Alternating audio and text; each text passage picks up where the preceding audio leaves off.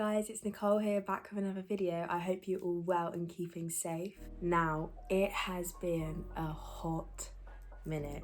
I think it's been like 3 or 4 months, and I've really missed talking to you guys and hearing about your journeys and everything that's going on. And I'm jumping back into my YouTube schedule and uploading at a super crucial time for you guys. I'm currently in my 5th and final year house, so that's also why there's been like a delay in like videos and everything. I don't know about the setup, I'm still trying to work out what works best, but this was kind of the best all I could sort of do now.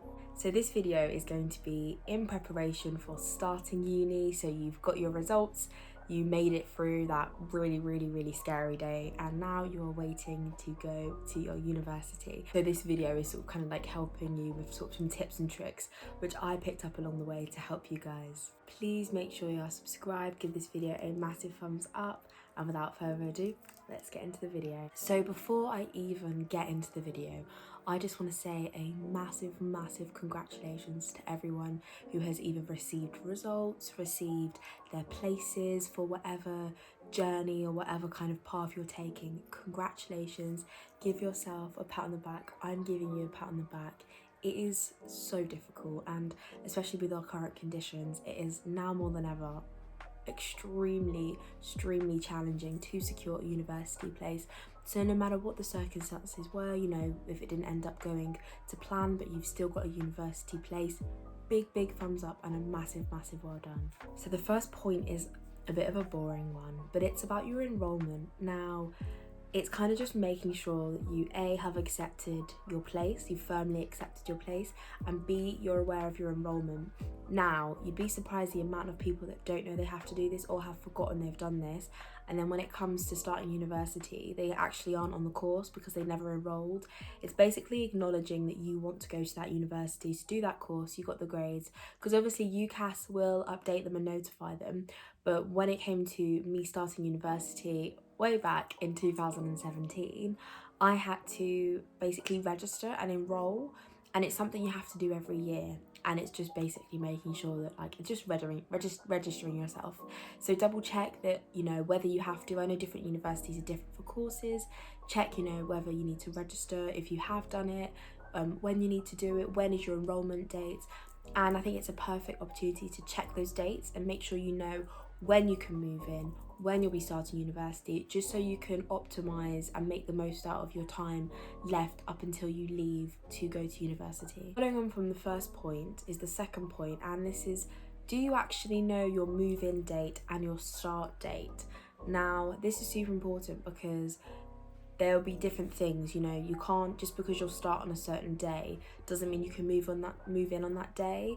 A lot of the time they'll let you move in beforehand, so it's important to check that there is actually sort of like a start date and a move-in date that you are aware of. For the move-in date, you know, is there time slots that you can book in, you know, so you can schedule your trip to get there for when you can move in. A lot of the time universities will do time slots, so instead of everyone rushing to get their keys to move in the halls, they do it kind of like, you know, you're at 12 o'clock, you're at 1 o'clock, and it just kind of makes everything a lot more smoother. Just knowing that start date allows you to make use of the time that you have to do shopping, to say goodbye to friends and family, to pack, to plan, and just, you know, get any books you need, just to make sure that you are, you know, actually practically ready and you've got all your bits, as well as mentally ready. And it's just a chance to sort of like recharge before starting this amazing academic journey. My third point is also about accommodation. Have you joined any accommodation chats? Do you know your accommodation? As well as that, do you know what your accommodation looks like? Do you know the setup of your bedroom? Do you know what facilities it will have or what it won't have? Whether you need to bring a kettle, you know, extra appliances, because sometimes they will be furnished, sometimes they'll be unfurnished, sometimes they'll have a mix of the two. So it'll be a good time now to find a chat, and if you've been put into your flats or your accommodation houses group, to make sure who's bringing what, and you kind of organise with your house, your future flatmates, what stuff you're going to bring and what stuff you're not going to bring, just to prevent you all from having kind of like multiple toasters, multiple kettles, and just bringing too much stuff and making your house get too cluttered. Thumbs up if you would like me to do a what to bring to uni video, because I have compiled a list, and obviously now having many years at uni, I kind of know what would be a good idea to bring, and I sort of sussed out what is good to bring and what is not good to bring, and I want to give you guys a list and help you guys with kind of making sure that you have the right amount of stuff and you are bringing the right stuff to uni. So massive thumbs up and comment down below if you would like me to do a what to bring to uni video. Following on from the last point, it is, have you set aside a day to do your uni shopping? Have you planned a big IKEA shop? Do you know where you're going to go? Do you have transport? Do you have someone to help you with sort of like buying and bringing things to and from your house and from IKEA or like Wilko's or like a big superstore? Also, who will be helping you bring your stuff from your home to your new uni room? Hopefully you can have a car to borrow or like a van. You can borrow a van or rent out a van, or if there's someone who can help you, like a friend, a mum, a dad, an auntie, uncle, boyfriend, anyone to help you move your stuff to and from.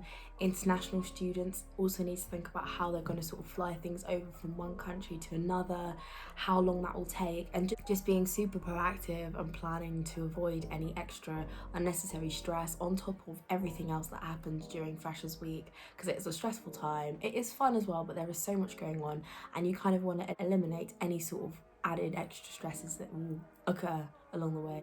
My fifth and final point is about Freshers Week and Freshers events. Now I'm going to speak very briefly about this point because I'm going to make a whole video on Freshers Week, so thumbs up if you'd be interested in seeing that. So what I mean is, have you signed up to any Freshers events? Have you got your Freshers wristband? Have you signed up to any introductory events? Because I know a lot of the time with these types of events, they have like a deadline of when you can apply. So I think it's important to make sure you're proactive and you're planning, getting your week ahead started, action-packed, and you know what's going on, just to avoid any extra stresses, as I mentioned before. That is all for today's video. Thank you so much for watching. I am a little out of practice, not perfect, but I will get there. I've really missed chatting to you guys, and I'm going to be back posting regularly. So please, as always, comment down any suggestions or anything, Instagram DM me any suggestions, and don't forget to like and also comment, you know, what uni you're going to, what course. I would love to know, and stay tuned for more. Make sure you subscribe, stay safe, and I'll see you guys in the next video. Bye.